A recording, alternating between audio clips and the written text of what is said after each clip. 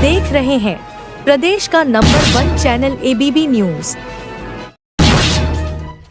RD. Sharma ji, आप राष्ट्र जागरूक ब्राह्मण महासभा राष्ट्रीय अध्यक्ष में है, समाज सेवी में है, किसी परिचय का बता नहीं है। ये बताइए, मेरठ में प्रकरण चल रहा है नाग का, उसमें देखिए, सबसे पहले आप सभी को और आपके सभी दर्शकों को मेरा नमस्कार। मेरठ में जो ये मामला चला हुआ है, ये एक बिना वजह का विवाद, एक पार्किंग को लेकर आपस में विवाद हुआ है विकुल चपराना और सत्यम रस्तोगी के बीच में। आज इसको जातीय रंग दिया जा रहा है। मैं आप लोगों को बताना चाहता हूं कि गुर्जर समाज ने कभी कोई तंग नहीं किया। गुर्जर समाज हमेशा सर्व समाज के सम्मान में रहा है और जो गरीब असहाय लोग रहे, उनकी सुरक्षा के लिए, उनकी सहायता के लिए गुर्जर समाज ने हमेशा अपना योगदान दिया है। जिस जगह मेरठ के अंदर ये घटना हुई है, यदि मैं वहीं की बात करूं तो कोतवाल धन सिंह जी ने प्रथम स्वतंत्रता जो संग्राम हुआ, उन्होंने उनका बिगुल बजाया, अपने शरीर को छलनी करा लिया। आपने दूसरे माता पन्ना धाय का नाम सुना होगा। इस देश के लिए उन्होंने अपने बेटे को ही न्यौछावर कर दिया। तो ऐसा समाज जिसके पूर्वज भी इस देश के लिए, इस राष्ट्र के लिए, इस समाज के लिए मिट गए हों, वो कभी भी कोई गड़बड़ नहीं कर सकता। और मैं देखता आ रहा हूं, जब जितनी मेरी उम्र है, कि गुर्जर समाज का कितना भी बड़ा बुजुर्ग भी है या छोटे भी हैं, बहुत इज्जत करते हैं सब समाज की। कभी भी ये कौम झगड़ालू या किसी का नुकसान करने वाली नहीं रही है। मेरठ में जो विवाद है, ये पार्किंग को लेकर एक विवाद हुआ। ब्राह्मणों को अपमान करना चाहिए। ब्राह्मणों का कोई अपमान नहीं करते ये। ब्राह्मण का तो छोटा सा बच्चा भी, यदि 5 साल का बच्चा भी उनके घर चला जाए तो उसको भी सराहने पर बैठाते हैं। लेकिन मेरठ में जो मामला हुआ, मैं उसी विषय पे अपनी बात रखना चाह रहा हूं। मैं बताना चाह रहा हूं कि ये पार्किंग का विवाद हुआ। सत्यम रस्तोगी वैश्य समाज से आते हैं और विकुल चपराना गुर्जर समाज से आते हैं। मैं बिल्कुल एकदम तथ्य के साथ आपके बीच में ये बात अपनी रख रहा हूं। ये क्रिया की प्रतिक्रिया हुई है। सत्यम जी उस समय नशे में थे और नशे में उन्होंने 2-4 गालियां दे दी। उसकी प्रतिक्रिया में विकुल चपराना ने उसको 2-4 गाली दी और माफी मंगवाई, जिसकी प्रशासन ने उसे सजा भी दी। 151 में उसका चालान किया। बाकायदा उन्होंने जमानत करके बाहर आए, बात खत्म हो गई थी। और यहां तक कि जो सत्यम रस्तोगी है, वह समाज से आते हैं। सत्यम रस्तोगी ने भी एक वीडियो जारी करके कहा कि मेरा अब उनके बीच में कोई विवाद नहीं है, प्रशासन ने जो कदम बढ़ाया उससे मैं संतुष्ट हूं। लेकिन यहां पर जो तूल दिया गया इस कार्यक्रम को, उस लड़के को दोबारा गिरफ्तार करा और उसके साथियों को, यहां तूल हमारे जनप्रतिनिधियों ने दिया। जनप्रतिनिधियों का यह काम नहीं है।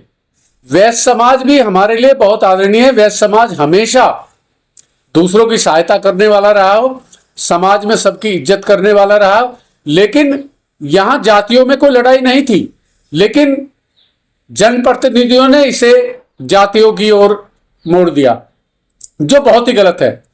हमारे मेरठ के जनप्रतिनिधि, जिनका काम तो विकास करना है, लोगों की सेवा करना, उनका काम समाज में जहर घोलना नहीं है। उन्होंने इस मामूली विवाद को तूल देकर, प्रशासन पर दबाव देकर, उन लड़कों के खिलाफ रंगदारी या दूसरे मुकदमे दर्ज कराकर उसे दोबारा गिरफ्तार किया। कितना हास्यास्पद है, किसी एक केस में ही कोई मुलजिम दोबारा गिरफ्तार उसे बना दिया गया। ये बहुत बड़ी बात। जो जमानत लेकर अपने घर आ गया हो, उसको वापस, जो पढ़ने वाले बच्चे हैं उनका कैरियर खराब करने के लिए हमारे जनप्रतिनिधियों ने बिल्कुल भी दिमाग नहीं लगा। एक तरफ मोदी जी, योगी जी चाहते हैं कि समाज में सब भाईचारे की भावना से रहे, समाज में मेलजोल रहे, सब हिंदू के रूप में रहे, और यहां जातियों में बांट दिया।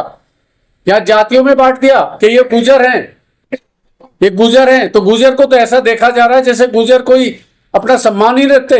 बहुत ही स्वाभिमानी कौम है, अपने सम्मान के लिए कुछ भी करने पर आतुर हो सकते हैं। और आप विडंबना देखिए, एक हमारे सांसद जी बोलते हैं कि ये शहर हमारा है, कि आप अपने सिर पर रख के लेकर आए थे इस शहर को।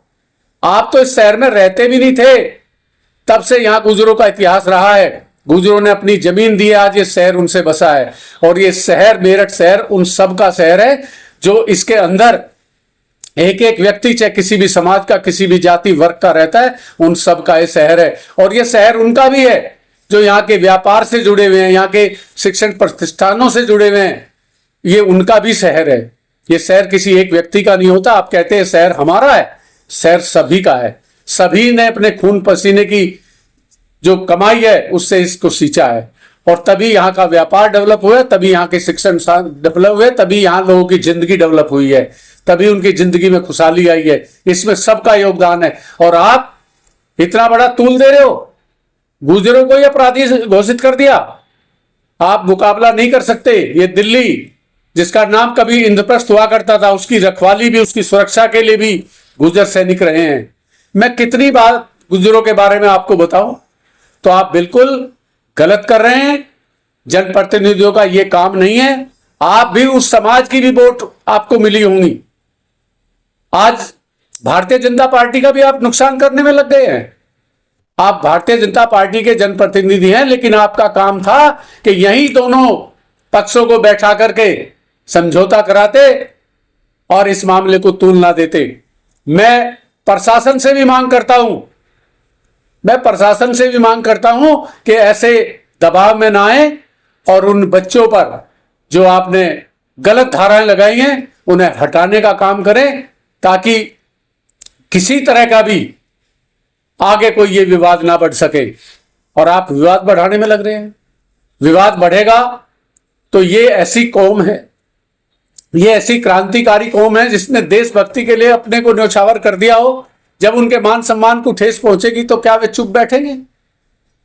मैं राष्ट्रीय जागरूक ब्राह्मण महासंघ का राष्ट्रीय अध्यक्ष हूं, उसके नाते भी कह रहा हूं, कुछ लोग हमारे समाज के भी जनप्रतिनिधि हैं जो बेवजह इस मामले को तूल दे रहे हैं। मैं उन लोगों से पूछना चाहता हूं, जब ब्राह्मण समाज पे कहीं कहीं भी दिक्कत आई है, आप कहां थे?